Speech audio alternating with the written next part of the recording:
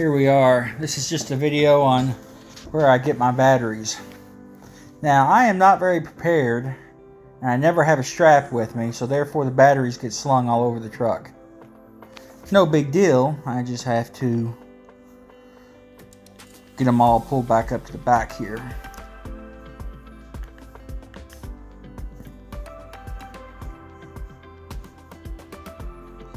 Now these are NorthStar AGMs Group 31.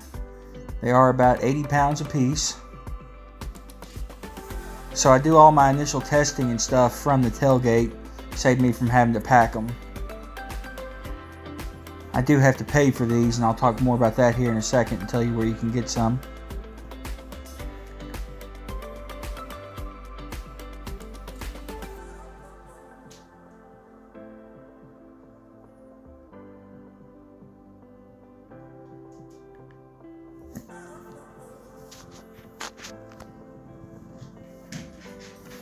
I used to be able to pack these around a lot better than I can now.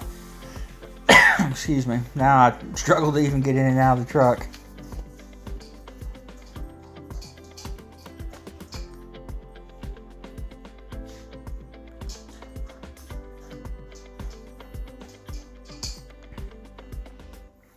I call this the toaster tester. It actually has a coil in it. My first one I had forever, ever, since I started working on cars, and I actually ran over it last year or the year before. Had to go and order another one. I got this from O'Reilly's. You just need to tell them you need an old-fashioned style tester, not one of the new electronic ones, because you want something that actually puts a load on it.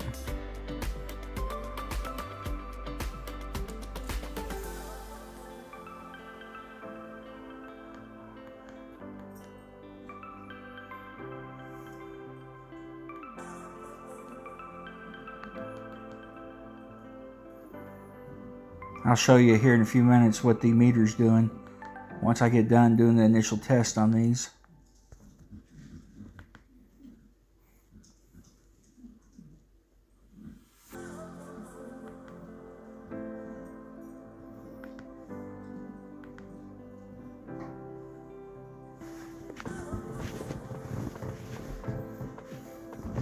Now, it says to do 10 seconds, I think is what the directions say on the side of this thing.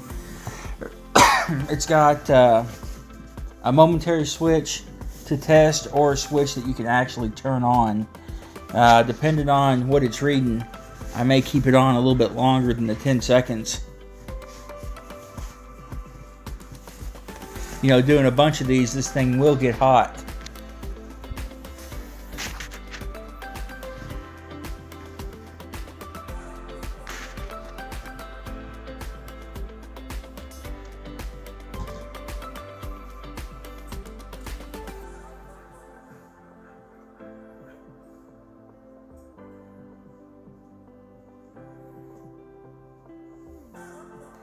And of course you can't really see the needle on this. But you've got obviously red, yellow, and green. Green's good, red's bad. This one right here, when I tested it, it went pretty much straight into the bed. Therefore I know it's 100% definitely not good.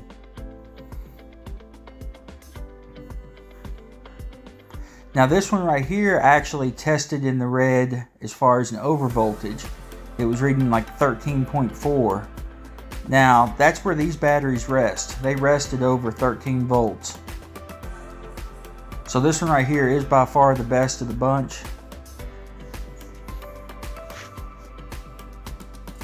Sorry about not being able to show you the actual needle on that tester. But this one, like I say, that one's actually the best one. The other four are just weak.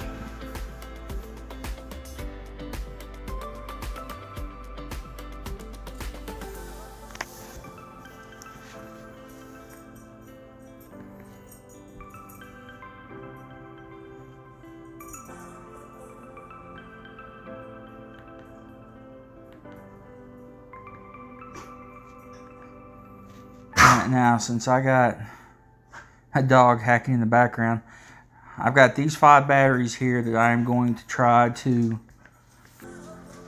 use.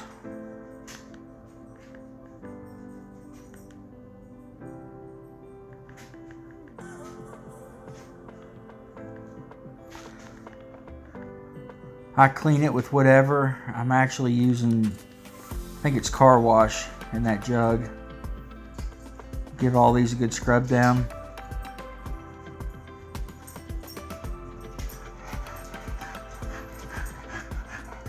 Now, as far as where to get these batteries, I get these from work. I work at a Freightliner dealership, and I unfortunately can't get them for free. I do have to buy them, but I buy them at core price, which is either 24 or 26 a piece. If you live near a Freightliner, odds are they have some of these cores, and you can talk to the parts manager or person at the counter and just go in there and ask them if they'll sell you battery cores. And if they say yes, have them take a look at it and get the NorthStars, whatever they have in the pile. If I was picking these up from some other place, I would take one of those toaster testers and actually load test every one of them. That way, in case one was definitely bad, like that second one that I did, I wouldn't have to worry about packing it back home. Because if a dealer does sell you these, they're sure as heck not going to take them back if they're bad once you get them. So once you get them, you're stuck with them.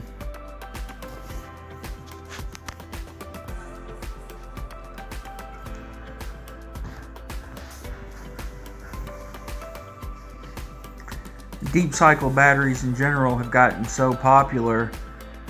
You may even be able to do this at Advanced Auto or O'Reilly's or Napa, someplace like that.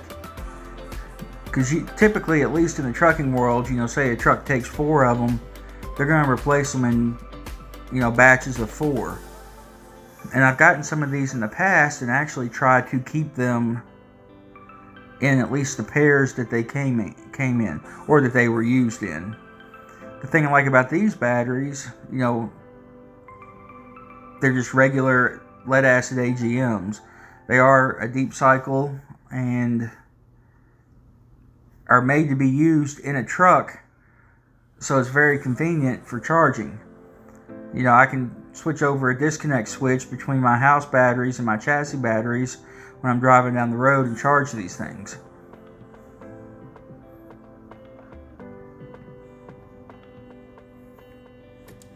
They'll also take high amp and low amp charging.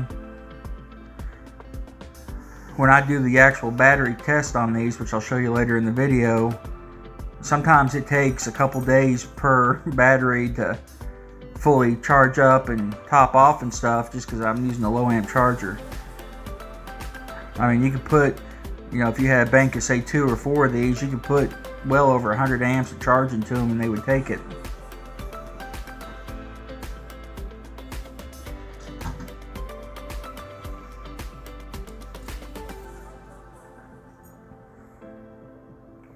I do give them a good scrub before I take them to the she shed. They're usually covered in road grime and oil. Some trucking fleets take really good care of their batteries, and they'll have battery terminal protectant on there.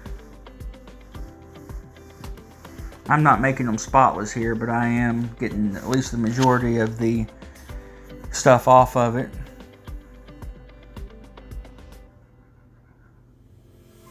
I do apologize for the underwear shot.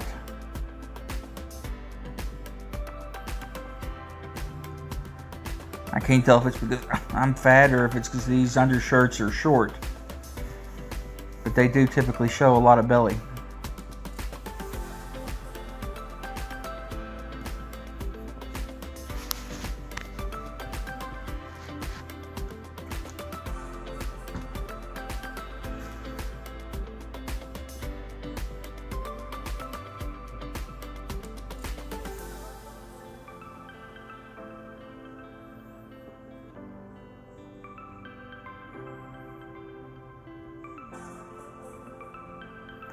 When I'm rinsing them off like this, I actually run my hands across them too. Find out if there's any rough spots. You can usually feel swelling too in these. If their sides are bowed, you can definitely feel it.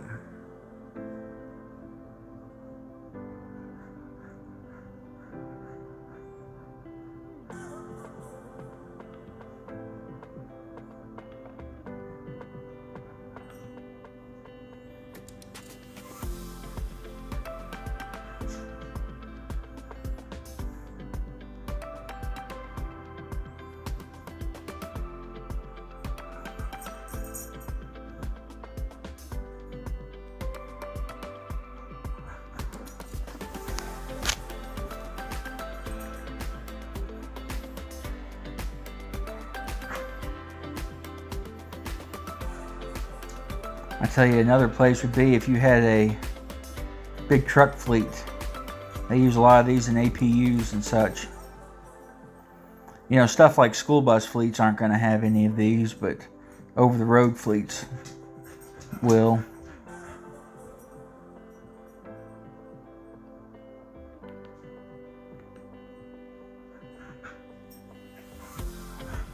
You know, just trying to get the big chunks of grease and stuff off of these.